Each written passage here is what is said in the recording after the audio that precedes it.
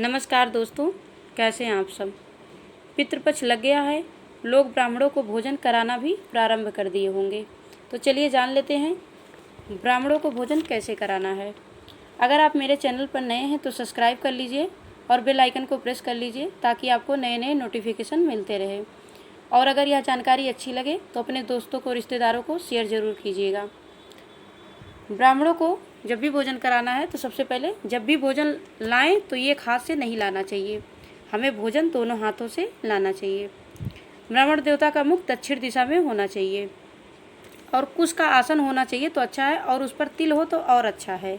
आसन पर अगर तिल हो तो और अच्छा है। भोजन परोसते समय एक हाथ से कभी न परोसें।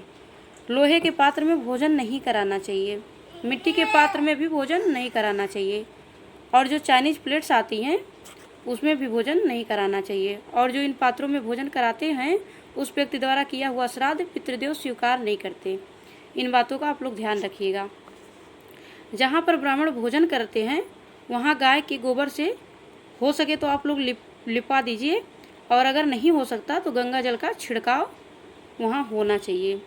और श्राद्ध के दिन पूरे घर में और रसोई में गंगा जल से छिड़काव अवश्य करना चाहिए।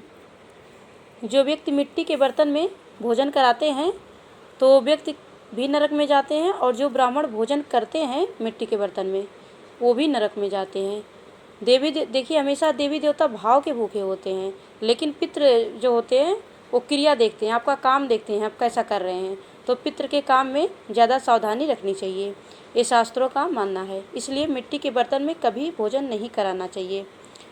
श्राद्ध वाला भोजन ब्राह्मणों को, जो श्राद्ध पक्ष में भोजन करते हैं, ब्राह्मणों को पगड़ी या सर ढक के भोजन करते हैं, दक्षिण दिशा में मुख करके भोजन करते हैं और चप्पल जूता पहनकर भोजन करते हैं। तो वह भोजन, वह जो अन्न है वो राजसों को मिलता है, वो पितरों को नहीं मिलता। अर्थात सर ना ढके, ना ही दक्षिण दिशा में मुख करके बैठे भोजन करते समय, और ना ही चप्पल जूता पहने।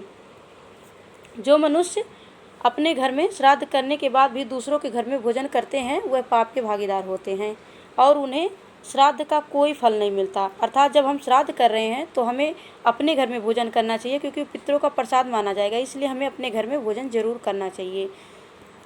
ब्राह्मण देवताओं को गर्मा गर्म भोजन कराना चाहिए, ठंडा भोजन नहीं कराना चाहिए। इसमें भी एक कारण है, जब ब्राह्मण देवता गर्मा गर्म भोजन करेंगे तो बोलेंगे नहीं, मतलब जो खाना खा रहे हैं उसकी तारीफ या और कुछ भी नहीं करेंगे, बोलेंगे नहीं। और जब तक नहीं बोलेंगे तब तक ये समझिए कि आपके पितृ ही भोजन कर रहे हैं। हम लोग को ये समझना चाहिए, ये हम नहीं कह रहे, ये सब शास्त्रों में लिखा है। फल फूल पेय पदार्थ हमेशा ठंडा ही देना चाहिए। श्राद्ध काल में वस्त्रदान विशेष रूप से करना ही चाहिए। बिना वस्त्रदान किए श्राद्ध पक्ष का श्राद्ध पूरा नहीं माना जाता है। उसमें व्रत, ये क्या कहते हैं, वस्त्र का दान अवश्य रूप से करना ही होता है। जो रेशमी सूती बिना कटा हुआ वस्त्र देता है, दान करता है श्राद्ध में, वो उत्तम भोगों को प्राप्त कर लेता है। श्राद्ध के समय जूठे पात्र बेटे ही उठाए। अगर बेटा नहीं है तो नाती उठाए, अगर बेटा नाती दोनों नहीं है तो ही बहू उठाए, नहीं तो फिर बेटे ही उठाना चाहिए, नहीं तो पितृदेव रुष्ट हो जाते हैं।